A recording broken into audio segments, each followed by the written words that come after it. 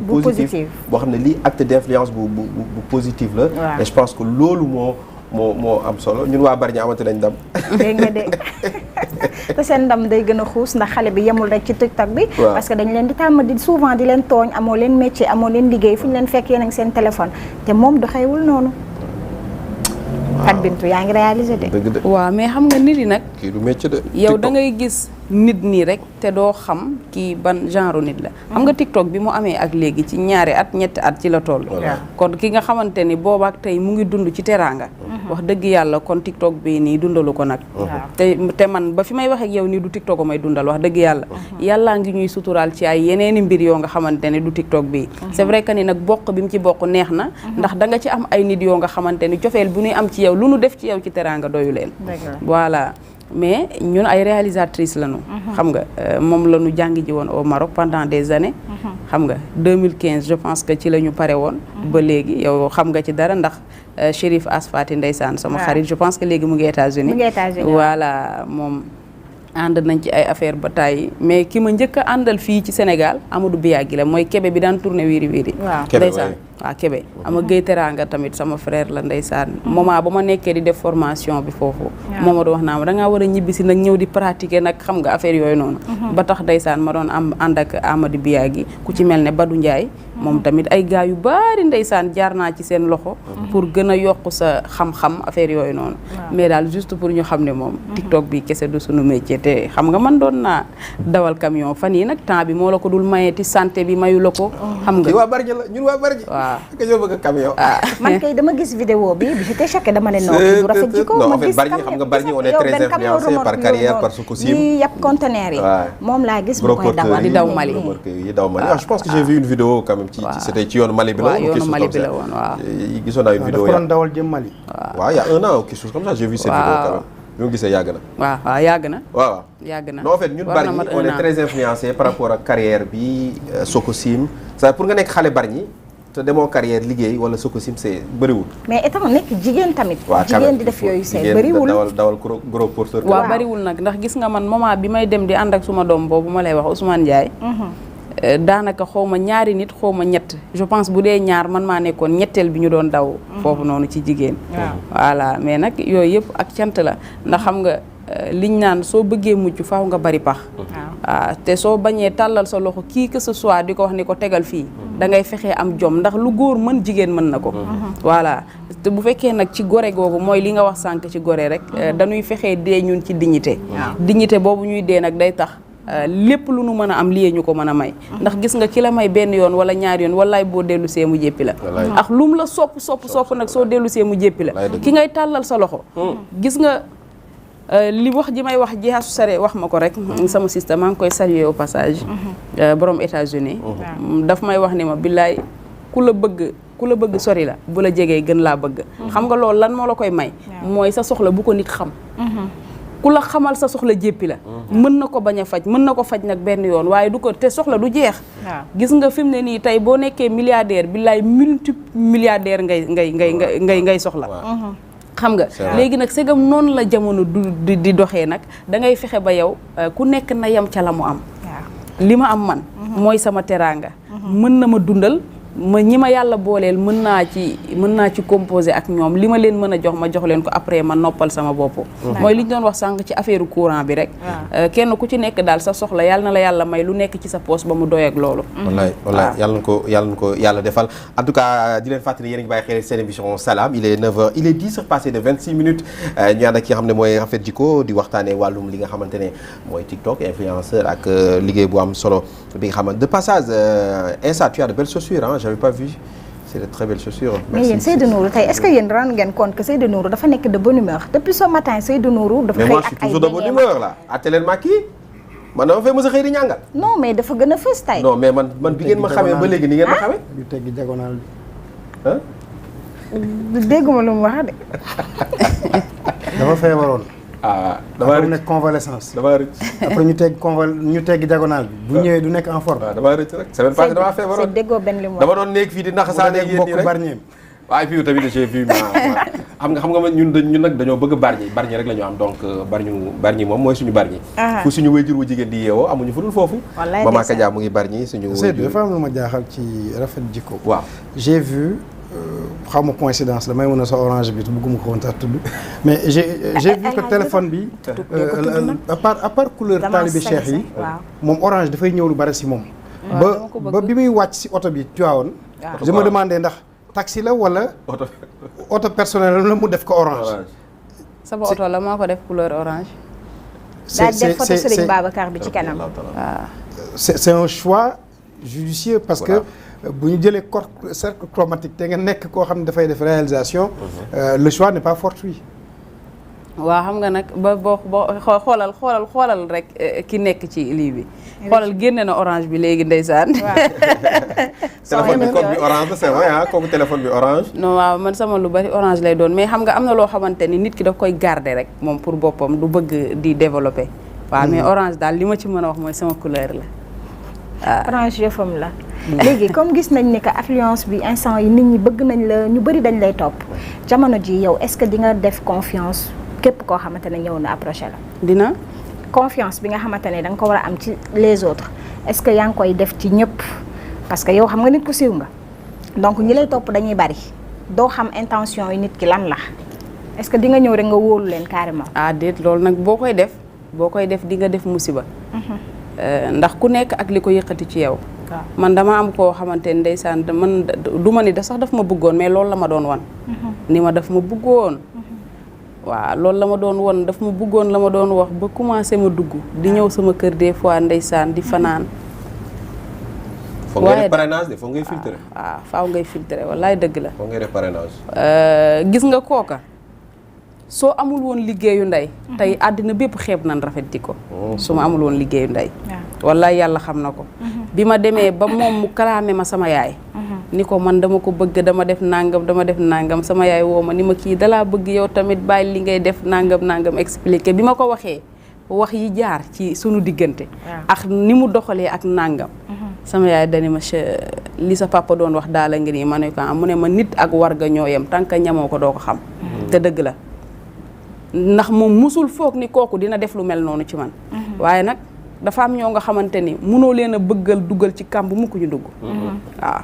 defal ci ñoom attention man gis nga xam nga bu liggéeyu ndey ak baay bu liggéeyu ndey jàllee ci doom ba pare dafa am koo xamante ni ku ne ak li ko sunu borom séddee xam nga koo xamul ba muy juddu tamit wax dëgg yàlla xamuloo fan la jaar xamoo ban cër la sunu borom def ci moom defal ci moom ndànk rek boo bëggee ci moom safaan rek yàlla wan la ko rawatina nag borom xol bu rafet li may wax à chaque fois Leyti ndeysaan maa ngi koy saluer moom tamit mu nga Italie nii pour le moment moo nekk sunu président Arcoste bu Pikine voilà day wax ni ku ne sa xoloy sa yoon saa boo réglé perte rek xoolaatal sa xol te yàlla seede na ko ak yonent bi su fekkee ne xol bu rafet rek mooy tax nit du daanu leer na ma ni ma duma daanu ndax xam nga luy xol bu rafet mooy ñàkk am xolu kiñaan nit bu iñaanu rek baax na te yàlla xam na ko ni amul ku yàlla bind kuy am teraanga may man ñàkk la ko yéene lu waay am yéene naa ko noo mën a mel ci mbaax ndax man su ma sañoon ku ma nekkal nga gën ma boo ma waxee ni ma Maymuna mii moo baax moo def nanga man loolu sama fierté la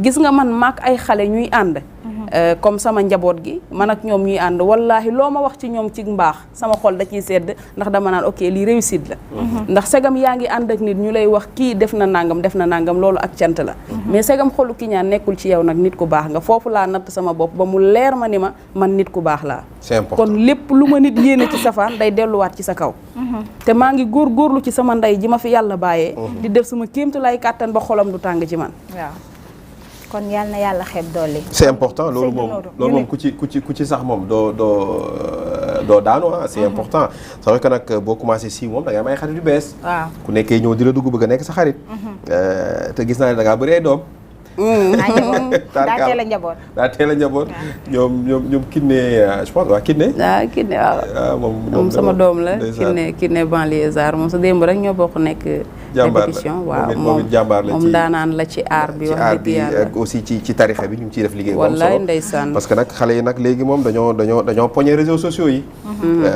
mooy loolu ñu ngi nuyu Badara Sall OPS moom c'est un fidèle téléspectateur donc de Malika TV ñu ngi koy nuyu bu baax a baax. sama yaay la ñuy waxtaanee mooy woote. moom tam yaay ñu ngi ci émission bi nag. ñu ngi ci émission maman.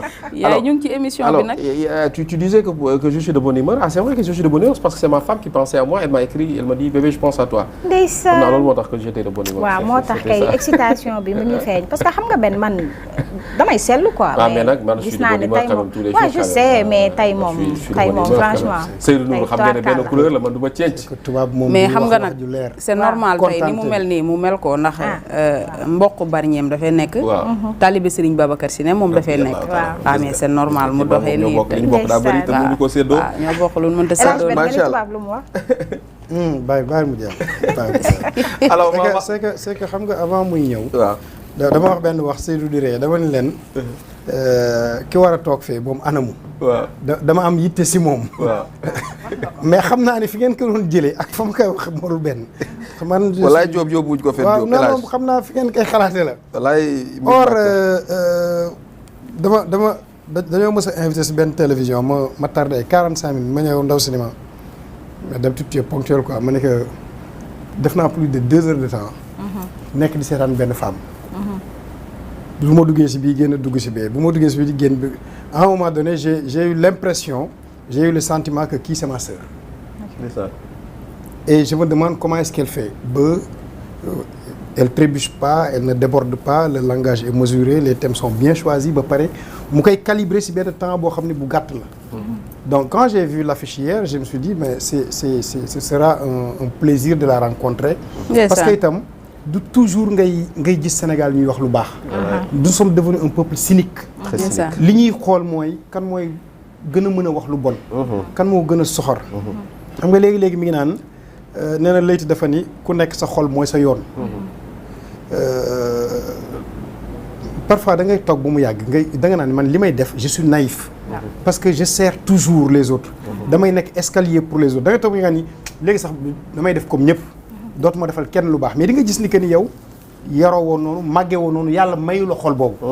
Donc quand tu rencontres des gens yoo xam ni que ni dans leur vie ils sont là à faire du bien parce que c'est sûr que ni elle rend beaucoup de services sans s'en rendre compte. Ouais, bien sûr.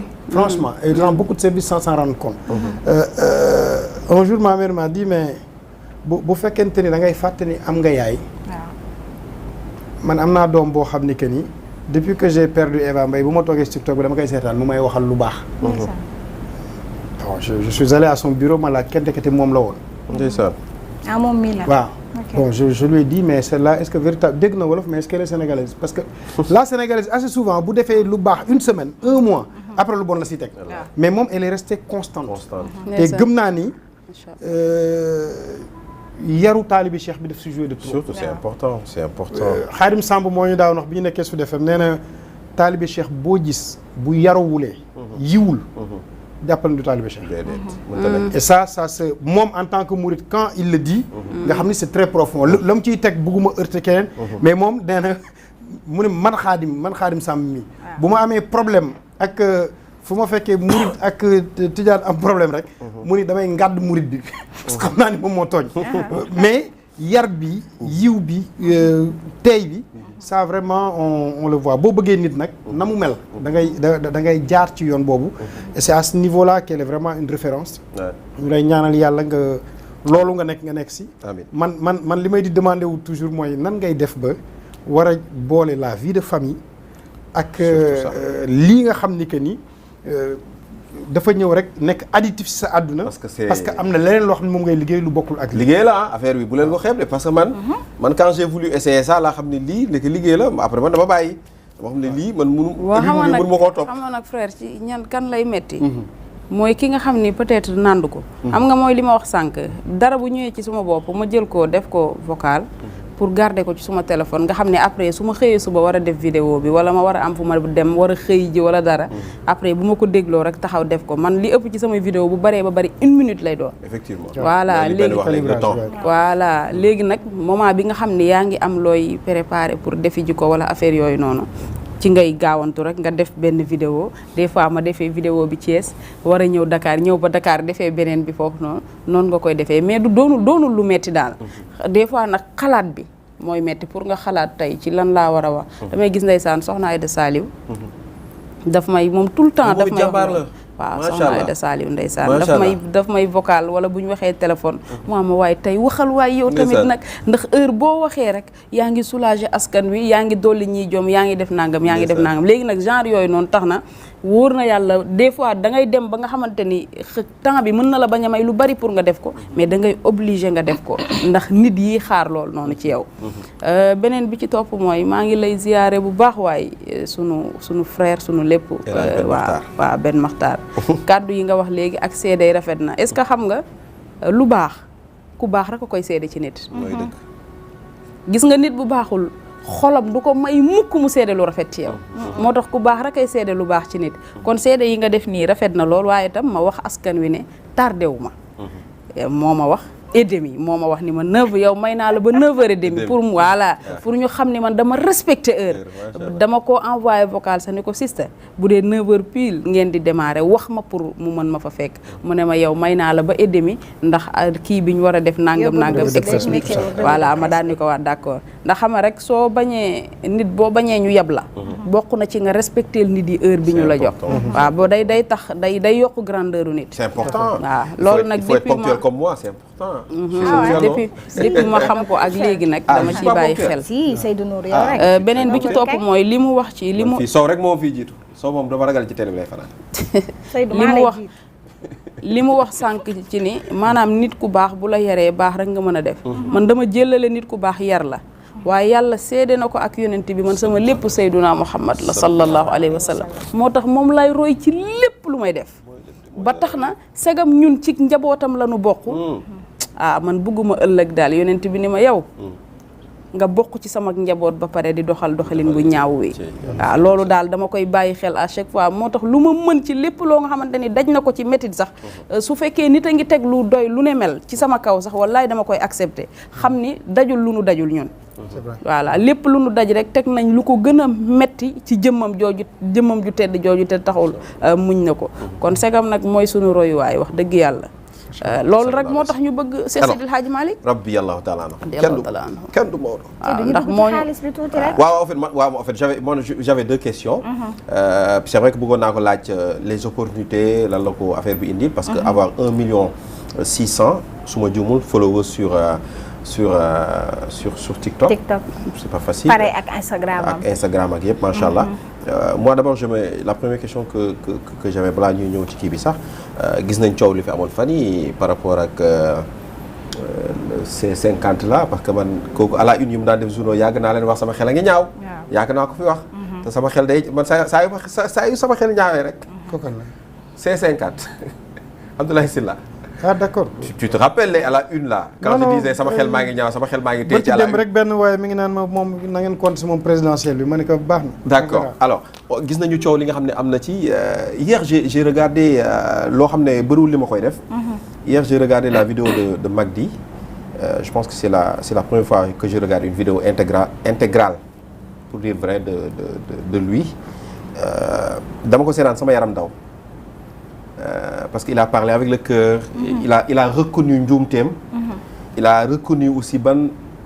peuple la amal affaire que le Sénégal bi la doon wax waaw démb tey nga def moindre erreur ñu lâché la xas la wax la lu nekk c'est pour dire que ne foofu la réew mi toll c'est même quand on dit que ne même le prochain président sénégalais xamul problème bu mu nar a am ci réew mi sénégalais duñ ko may dara c'est juste pour que dire que ne Magdi courage mon frère c'est vrai que xaw ma ko yàlla xam na ne je le connais pas mais je sais que ne c'est quelqu'un qui a toujours défendu les intérêts du pays mosuma ko gis mu wax ci politique mais injuste ak yooyu ci lay kaas mais nag teg nañ ko ci benn ndëgg sërëx ci sa CPC xaw ma 50 lan pour moom ak ñeneen ce qu'on appelle soi-disant influenceurs ñu dugal leen ci loolu ak wàllum politique c'est vrai que ils ont réussi il a même reconnu que ne ils ont réussi le coup parce que coow li am na ñi wax nañ ci kii am na je sais pas toi yow est-ce que contacté woon nañ la yow man de loolu yëguma ko sax est-ce que du démb xaw ma je pense démb dama yaakaarul ni kinne la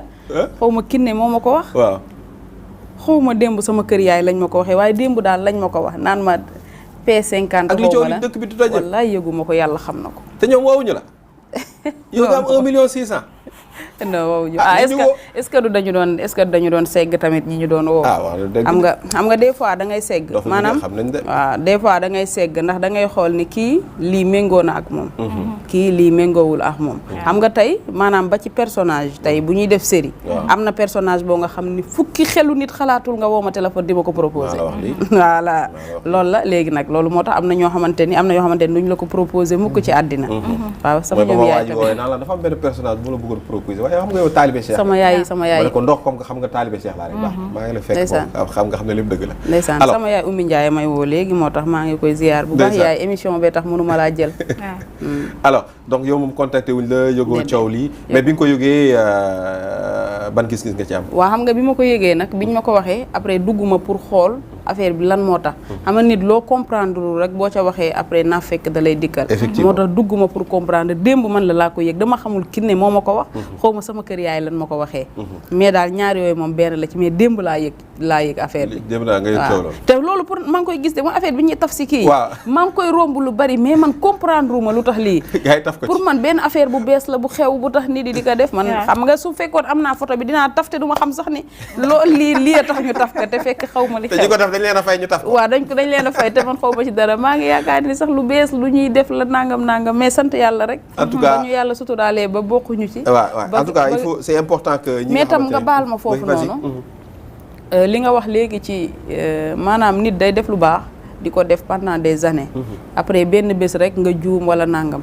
est-ce que xam nga ñiy génn di la xas ñiy génn di la saaga est-ce que xam nga say noonu la nu mës a doon. danoo làkkatu woon. xam nga noonu kañ lay fee. mooy jamono bi nga juumee. la noonu di génn. mais gis nga ki la bëgg ndax mbëggeel mënul ànd ak bëgg nit ba pare bañ ko. mën nga bëgg nit ba pare après mu juum nga mer. waaye doo ko bañ léegi nag ci ñàkk a bañ googu noonu ki la bañul du la wax lu ñaaw mukk.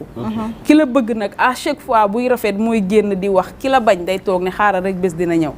gis nga mag bi li nga wax nii ñi ko bañ rek ñoo génn doon ko lii dal na ma ci bi période championnat yi jeex na coupe du monde bi fi des. bi mu amee ku ne génn di def vidéo mais sama xaritu Mbàkke moo ma wax ni ma xam nga mbir mi lan la ma ne ko mu ne ma ni la yàlla def ci réew mi la am ñu bari ñoo nga xamante ni bëgg na ko ñeneen ñi nga xamante ni tamit maanaam bëgg nañu ku leen gis ku ci taf sa photo dugal ci ni ma seetlul ñi taf sa photo xaaj bépp dugal seen compte mosuñoo am 2000 vues ku la ci taf am 100 000 vues mu ne ma looloo tax loolu may leen ko nag loolu ñuy am ci yow may leen ko te c'est vrai mbir mi loolu la yow da ngay dem ba soo amee xel boobu dootoo fi nekkati di tontu ma Samba wala ngay tontu ma Demba tonton Aziz Ndiaye loolu laa ko bëggee Aziz Ndiaye bu maam aale imagine li ñu génn wax ko temps yi yëpp ci bi mu taqee soxna wax bu ñaaw bu dul bu jinne nit ñi génn nañ ñu wax ko mais ba léegi dégguloo ko mu addu ci mu ngi topp fi mu topp nekk ci liggéeyam te moo ne nag wallaay ku ko gërëmul da nga ko war a bàyyi ndax gis nga nit ci li ñu lay nawee mooy nga respecté sa baay respecté sa ndey te loolu mu ngi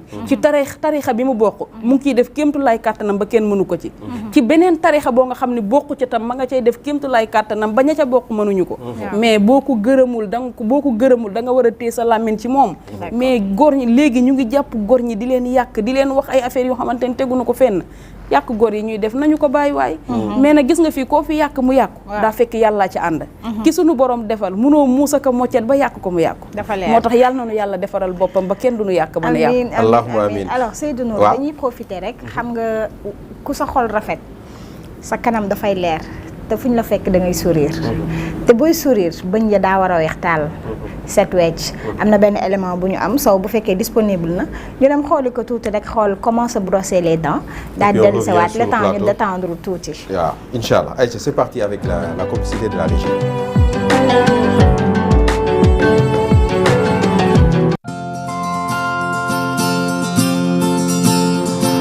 Vous vous brossez probablement déjà bien les dents. Vous voulez devenir un expert en la matière? Voici quelques conseils pour accéder au niveau supérieur. C'est parti! Votre meilleur allié? Une brosse douce au brin souple. Placez la brosse à un angle de 45 degrés sur la dent et le sillon gingival. Brossez délicatement la jonction entre la dent et la gencive où la plaque s'accumule le plus. Faites quelques allers-retours sur la largeur des dents couvertes par la brosse. Terminez en effectuant un mouvement en rouleau de la gencive vers la dent. Répétez cette séquence sur toutes les surfaces extérieures et intérieures. Pour les faces intérieures de vos dents de devant, effectuez des mouvements de bas en haut, en insérant délicatement les brins dans le sillon gingival. Lorsque vous passez aux phases masticatoires, adoptez un mouvement de va-et-vient. Terminez en brossant délicatement votre langue. Effectuez ce rituel 2 fois par jour pendant 2 minutes. C'est simple comme 2 x 2. Si vous avez consommé une boisson ou un aliment acide, attendez si possible 30 minutes avant d'effectuer le brossage, puis utilisez systématiquement une brossette interdentaire ou un fil. Changez votre brosse à dents tous les 3 mois ou dès que les brins commencent à s'écarter, et après un rhume ou une grippe, car des bactéries peuvent subsister sur la brosse. Nul besoin de recouvrir toute la tête de dentifrice. 1 centimètre fera l'affaire. Cela, combiné à une technique de brossage douce et parfaitement au point, va faire toute la différence. Et voilà, maintenant vous savez tout pour exceller au niveau du brossage des dents.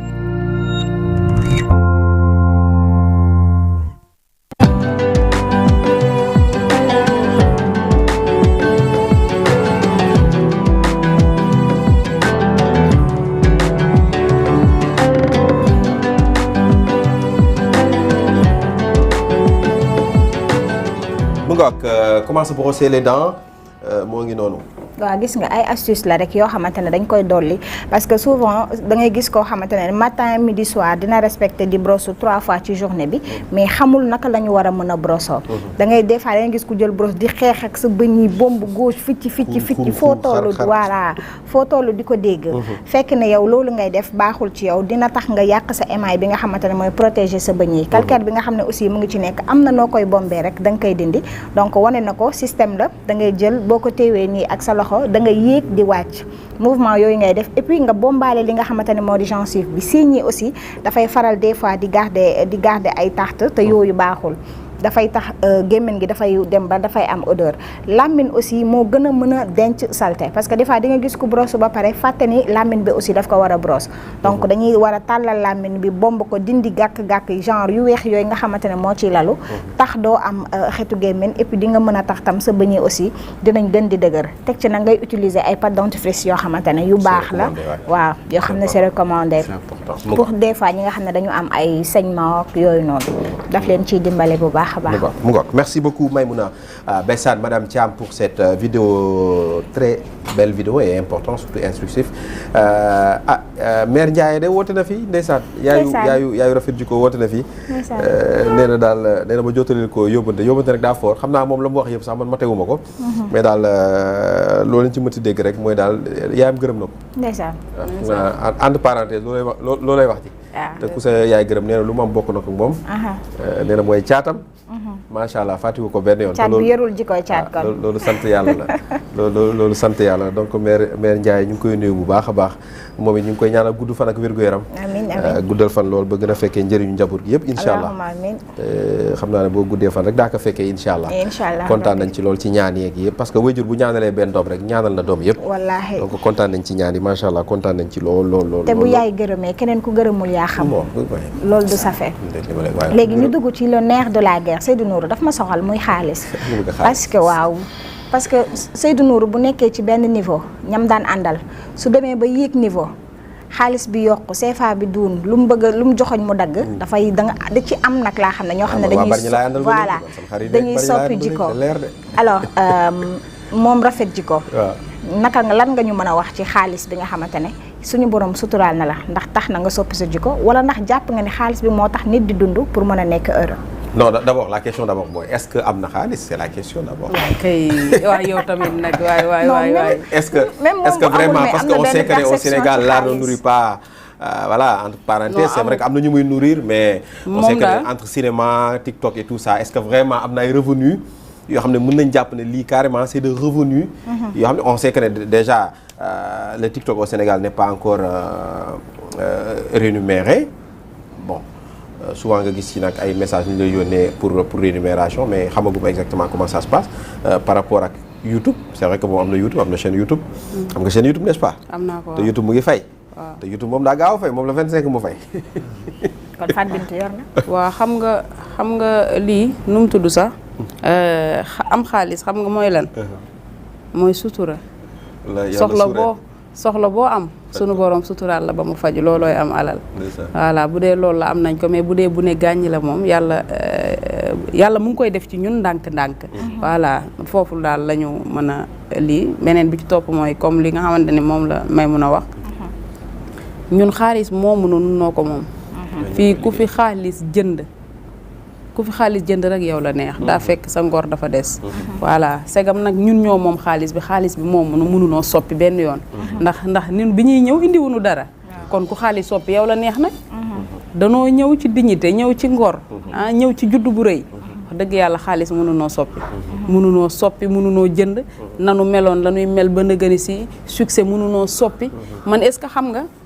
su ma sama fans woowee sama nitu démb woo ma sama nitu démb lay jël du ma jël fans bi ndax fans bi tey la ma bëgg ba xam ma mais sama nitu démb bëgguma ko wan ci sama xar kanam mukk bi ma demee émission Walf ba pare ndeysaan salaloo sama goro la daf ma wax ni ma li ma gën a neex ci yow mooy doo soppeeku ci na nga meloon noonu nga mel ba nëgëni si koo gëj a dégg ci ñun sax da nga ñuy woo téléphone voilà léegi nag loolu lan moo la koy may mooy layti daf ñu jàngal nii gis nga succès nit am na noo xamante ni soo ko téyee succès rek dafay gaaw pour mu wadd mais am na noo xamante ni soo ko comporté woo non sa succès du la rëcc mukk ci àddina ndax valeur yi nekk ci yow démb ak barki démb moom ngay fexee garder tant que yaa ngi koy garder rek sa succès du la rëcc. d'accord waaw te gis naa confirmation bi ngay wax parce que gis naa la tout le temps tous les lundis ak lu mu mënti xat di nga ñëw dem répétition sa relation yi nga am ak ñoom Bougouma Mbaye ñi nekk ci Arco Pikine ba yëpp relation bi dafa nice. waa xam nga lii indi loolu mooy démb Bougouma dafa ñëw Arcostu Pikine dafa gëj a ñëw répété si. démb mu ñëw bi ma ko gisee dafa mel ne maanaam. dafa mel ne yàlla dafa ma wàcceel saako xaalis rek ma gis ko yuuxu. ndeysaan dama ko gis yuuxu daw ba ci moom kottu ko yëngal ko après lii. bi ñuy wax ndeysaan muy waaw ñi nekk ci Arco bi ñëpp ni ma neexul ba neexul mais amuloo fulla ci sa bopp amuloo fayda ci sa bopp.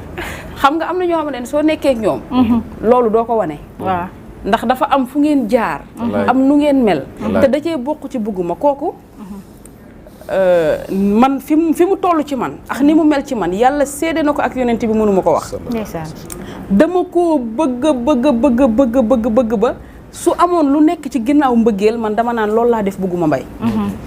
am benn xale bu jigéen buy ñëw naan ma man yow rek laay topp dama laa bëgg dama def nangam ak nangam ma ne ko man rek ngay topp waaye man kii rek laay topp. te dëgg la.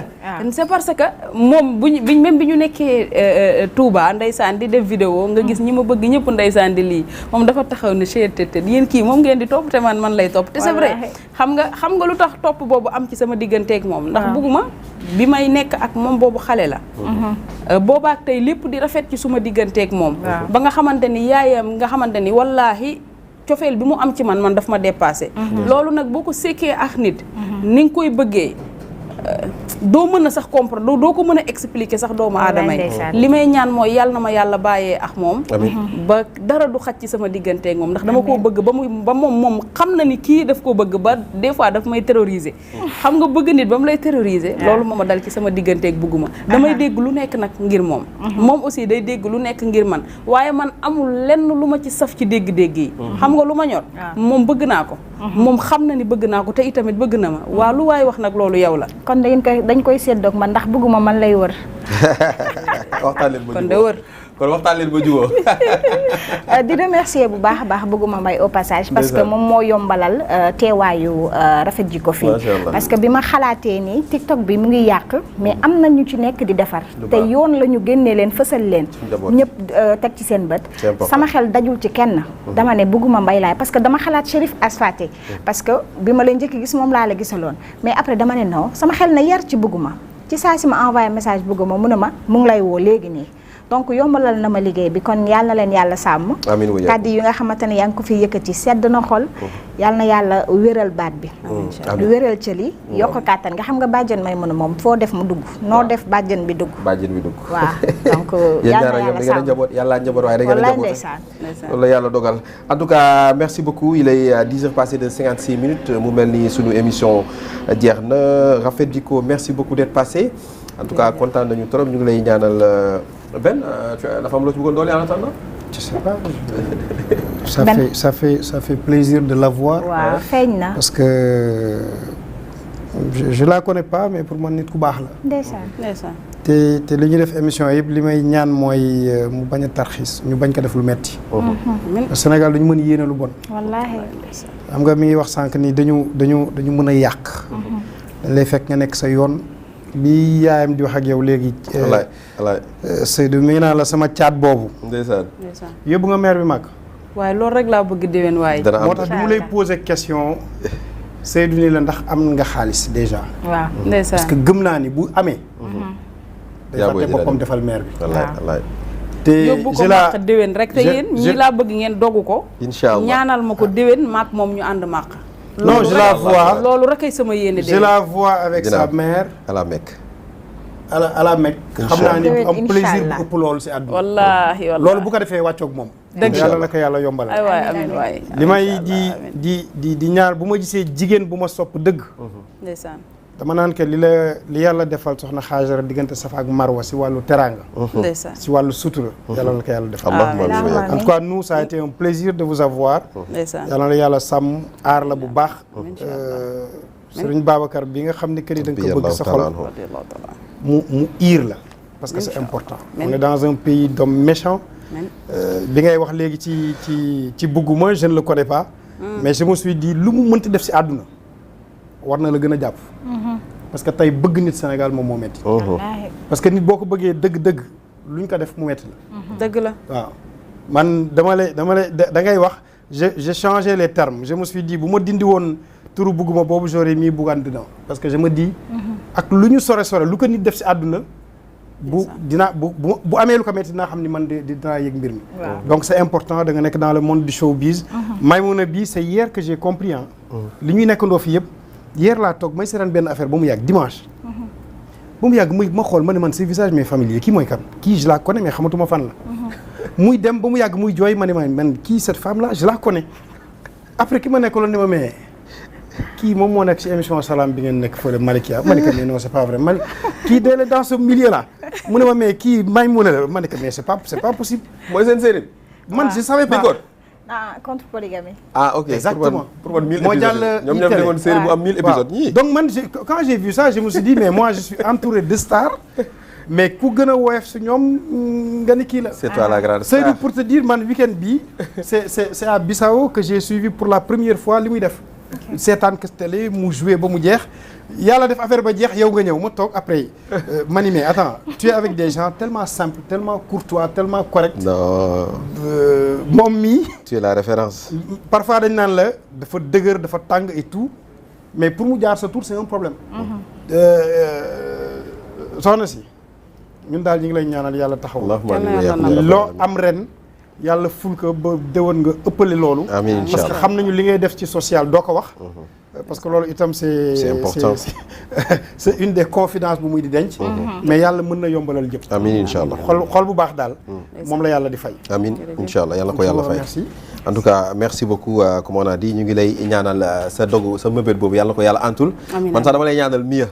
dama lay ñaanal yow ak mère boo leen fi déparé da ngeen ñaar Fass. jaar Fès Aboul Abbas. ndeysaan ngeen continuer ci ca maamam Seydouna Mouhamed. la ilaha illallah sallallahu alayhi yàlla na ko yàlla yombal yàlla na ko yàlla nangul ci barke Seydi Aboubacar Sy. inchallah mi nu bokk lool yaakaar ko. en tout cas merci beaucoup kontaan nañu trop am la tey ci plateau bi tu es une fierté. d'abord même bu dul dara ci xadara bi sax fierté nga ci. parce que ñun amuñu loolu xadara bi te ku ñu gisee képp kuy yëngu ci xadara bi rek. mooy tax ñu jàpp la mooy tax ñu naw loola mooy tax ñu yeneen yi nag voilà on t'encourage mais ñu gën a ñor mooy xadara bi. ñu gën a ñor mooy Tivaouane. te comme je le dis souvent képp ku jàpp Tivaouane ñu jàpp la. képp ku jàppul Tivaouane it ñun ñu xam ne ñuy def ak yow rek. man moom ñun moom mu ngi fi tudd léegi sama xarit bi Aziz Ndiaye. waaw ñun moom loolu rek Tivaouane moom. dëgg la amuñu lu Tivaouane. te kuy sagal Tivaouane ñu sagal la. ñu sagal la wallaahi ñu ngi leen di waxal lu baax. gars yi nag tant que yaa ngi leen di waxal lu baax seen xarit nga. mais boo leen waxalee beneen affaire ñu wool dégg naa li nga ma wax tey ci télé bi mais c'est comme ça vous faites du bien on le dit mais kaw Aziz doit être fort.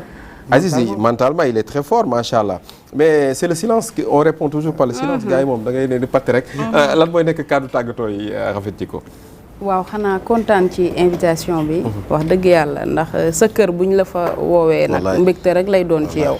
ndax ñun amuñu lu dul waa kër Cheikh Seydil Hadji Malick te télé bi wax dëgg yàlla nag lépp Cheikh Seydil Hadji Malick la. kon bu ñu ci invité mbégte mu rëy lay doon. waaye sama yaay Oumy Ndiaye. mook sama yaay bokk ndey ak baay. ñoom ñaar képp leen komi gët ci ay jigéen. maa ngi koy ñaanal gudd fan gu ànd ak wér ak sutura moom tam ba mu fekkee lépp ci sunu njëriñ incha allah ak njabootam yàlla na ko sunu borom def. am na ñoo xamante ne mënoo leen a bañ a saluer. ndax lu rafet li nu lay defal. madame Ba mu ngi nekk Maroc ndeysaan moment bi ma demee Maroc doon faju foofu.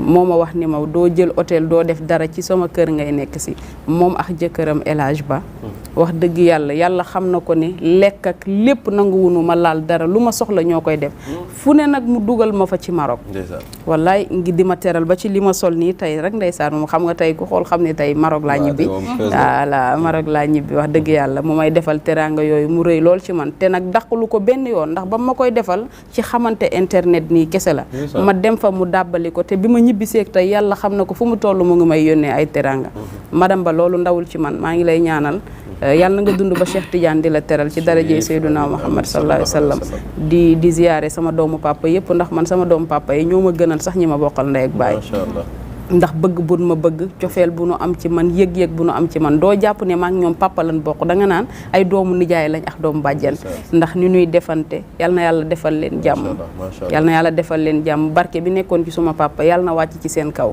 kontaane naa leen bu baax a baax maa ngi nuyu ñëpp di ziyaar ñëpp ñi ma bokkal ndey du ma leen fàtte nag ndax mbokk nag ndey koy jur voilà maa ngi leen di nuyu yéen ñëpp su ma limee juum xam nga Asu Njaay dafa bëgg bës boo ko tuddul day mer waaw mais nag sama taawu yaay duma ko fàtte mukk ci àddina ndax man lu nekk ci man duma ni sama yaay ko def ci man daf koo def ci taawam def ko ci man waaw Ndey Njaay nu ma mel moom la yal na yàlla defal la jàmm yàlla naa dund ba di la teral ci daraje Seydina Muhammad sallallahu alayhi wa sallam kontaane naa ñëpp bëgguma mbay encore une fois sama doom ji sama raq ji sama sët bi yàlla na nga am jàmm yàlla na ma yàlla bàyyi ak yow ñaan gi nga ma ñaanal sànq dafa am solo benn ñaan gi nga ñaan sànq ba pare ak ñaax bi nga ñaax bëgguma waaw dafa am solo ndax nee na bëgguma suma loo jàppoon rafet jikko bi na nga ko yokku te loolu laa yëg ci suma digganteeg moom man moom bañu ma ci dara de maanaam classé wu ma ko ak kenn ci sama xol bi fi mu féete moom rek fa féete keneen amu fa place ay ca kon boog paacoo leen ko yéen ñaar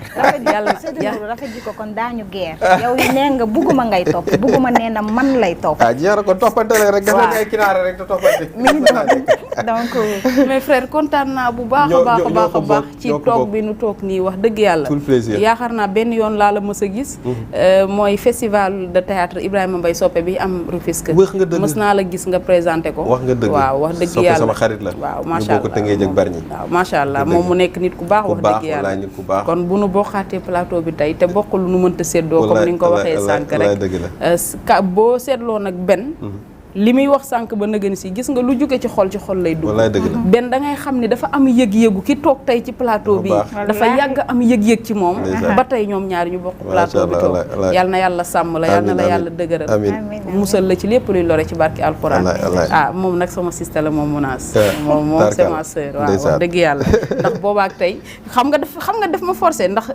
mardi bële passé la ma njëkk a invité effectivement affaire bi xat mu invité ma jeudi affaire bi xat ma ni ko léegi kon nañ ko xool fii ak lënd mais dafa jëkkam yàgg rek defal affiche wan ma ni ma mardi moom ku lay neex di la naqari da ngay ñëw waaw loolu nag ku nekk li mu am ci yow rek la ko mën a def yal na yàlla dolli jàmm ci réew mi ku ma tudd ku ma tuddul Fatou Wade soxna Diop yéen ñëpp maa ngi leen di ziar Khoudia Fall bu na ma sëy Mam Diarra Ehemba Fatou Sadji yal na yàlla defal leen jàmm ñooñu nag xam nga ñooy sama xarit arko li moo kinne de non kinne nag wax naa ko sànq nag bëgg nga kinne torop nag non kinne sama xarit la kinne sama doom la moom na fi xam nga kinne Fall Kinne sama doom la moom c'est ma fille à moi voilà sama doom la ku ma bëgg la ndeysaan man tam noonu laa ko bëggee ñaanal plein de succès yàlla na nga am jàmm bu baax sama doom ji yow ak na fi ak ñëpp incha allah salaamaaleykum merci beaucoup di nuyu vraiment ndaw yi nga xam ne dañuy sonn ci xadara bi tout le temps di publier di wax ci liggéeyu jumaa jeeg lépp macha allah ñu ci seen suba ngoon ci la ñuy nekk ñu ngi leen ci encouragé bu baax a baax lu ci mel ni ñoom Adja Al Maktoum nuyu ma sa wayjur yooyu nee na ma mbaa xam nga ne sama yaay ak sama papa yow rek la ñuy topp ma ne ko kon boog sant yàlla nee na nuyul ma leen bu baax a baax merci beaucoup madame Thiam on se retrouve après-demain. waaw incha allah jeudi incha allah ñu daal di dellusiwaat rek. génn ci feneen. léegi tey moom dañuy sant di gërëm rek xam nga télé bi moom bu la yàlla di suturaal daf lay booleeg ak mag ñoo xamante ne. waa gis nga dafa am ku fi jaar. sama benn sœur bu baax Soda Marème madame Souleymane. mun ngeen am contact am moom parce que moom mooy jaay genre yëri yi ak yeneen sol naa fi mauve blanc lu ngeen fi gis mu taaru jot yiiw rek.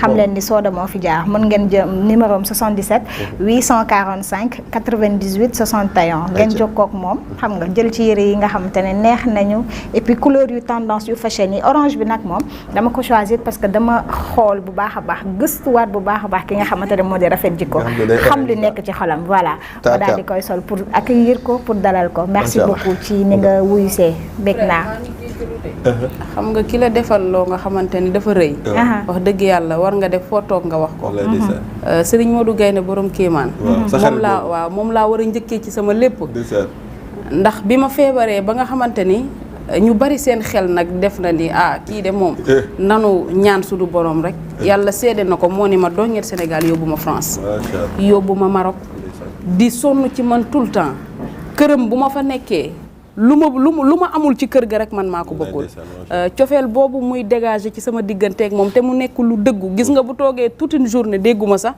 tey da nga ceeñci woote woo defoo nangam mu bëgg ma ba ma xam ko ndax mbëggeel weesuwul nga takk soxna yëkkati première njëkke jox nit kii foofu la mbëggeel yam nag loolu moom du ma ko fàtte ci suma digganteeg moom mu dëkk ci teraanga ci sama digganteeg moom à chaque fois voyage bu ma dem ci àddina mooy fexe ba lijjanti visa bi du ma ci def dara danaan ma fotool sa kii passeport yónnee ma loolu nag dafa rëy ci man à chaque fois noonu la koy defee à chaque fois yal na yàlla yàggal sama digganteeg moom allahumma amiin ñu ngi koy nuyu bu baax di ko ziar merci beaucoup ça a été un plaisir en tout cas de te revoir merci beaucoup Maïmouna merci beaucoup Ben yow da ngaa baax rek tu es la référence yow mënuñu balballu sa kaw mënuñu cëppi sa kanam buñ cëppi sa kanam rek danoo ñàkk jom te nun ñàkkuñu jom kon on ne peut que être voilà que des frères donc tu es la référence comme j'adore à le dire merci beaucoup léegi di ngeen am team jamonoy tey doyen Chérif ànd ak Aïda Sall ci seen i gan tey nag dama fay gis sama ñaari xarit macha allah maam Ousmane sama xarit la macha allah bu Sen TV maam Ousmane Gueye ñu ngi koy nuyu bu baax a baax